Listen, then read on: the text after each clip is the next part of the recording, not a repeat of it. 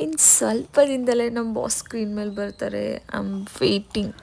Hi hello ನಮಸ್ತೆ, welcome back to my mini vlog. ಎಲ್ಲರೂ ಹೇಗಿದ್ದೀರಾ? ಎಲ್ಲರೂ ಚೆನ್ನಾಗಿದ್ದೀರಾ ಅಂದ್ಕೊಂಡು ನನ್ನ ಇವತ್ತಿನ ಈ ಮಿನಿ ವ್ಲಾಗ್ನ ಸ್ಟಾರ್ಟ್ ಮಾಡ್ತಾಯಿದ್ದೀನಿ. ನಾನು ಕುಕ್ ಮಾಡುವಾಗ ಆ್ಯಕ್ಚುಲಿ ಇವತ್ತು ನನಗೆ ಎನರ್ಜಿನೇ ಇರಲಿಲ್ಲ. ಲೈಕ್ ಅಯ್ಯೋ ಯಾರು ಮಾಡ್ತಾರೆ ಅಂತಲೇ ಕುಕ್ ಮಾಡ್ತಾಯಿದ್ದೆ. ಆವಾಗ ನನ್ನ ಹಸ್ಬೆಂಡ್ ಬಂದು ಈ ಥರ ನನ್ನ ಹಗ್ ಮಾಡ್ತಾಯಿದ್ರು. ನನಗೆ ಸಿಕ್ಕಾಪಟ್ಟೆ ಇಷ್ಟ ನಾನು ಕುಕ್ ಮಾಡುವಾಗ ನನ್ನನ್ನು ಈ ಥರ ಹಗ್ ಮಾಡಿದ್ರೆ.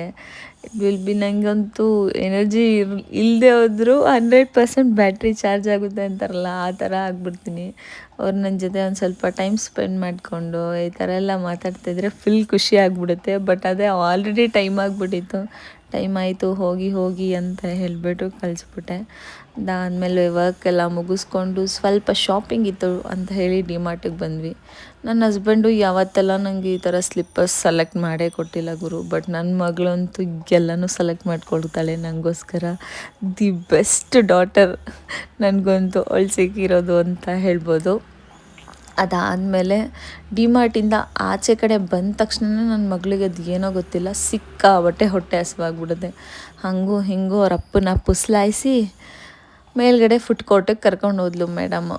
ಹಂಗೆ ನಮ್ಮ ಬಾಸ್ ಇದ್ದರು. ನಮ್ಮ ಬಾಸ್ ಮೂವಿ ಅಂತೂ ಯಾವಾಗ ರಿಲೀಸ್ ಆಗುತ್ತೆ ಅಂತ ನಾನಂತೂ ಸಿಕ್ಕಾಬಟ್ಟೆ ವೆಯ್ಟ್ ಮಾಡ್ತಾಯಿದ್ದೀನಿ.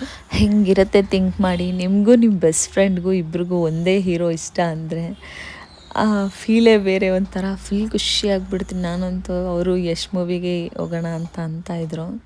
ಸೊ ರಿಲೀಸ್ ಆದಮೇಲೆ ಪಕ್ಕ ಒಂದು 3 ಟೈಮ್ಸ್ ಆದರೂ ಹೋಗಬೇಕು ಗುರು ನಮ್ಮ ಬಾಸ್ನ ನೋಡೋಕ್ಕೆ. ತುಂಬ ದಿನ ಆಗಿಬಿಟ್ಟಿದೆ. ಈ ವಿಡಿಯೋ ನಿಮಗೆ ಇಷ್ಟ ಆಗಿದರೆ ದಯವಿಟ್ಟು ಒಂದು ಲೈಕ್ ಮಾಡಿ, ಶೇರ್ ಮಾಡಿ. Thanks for watching.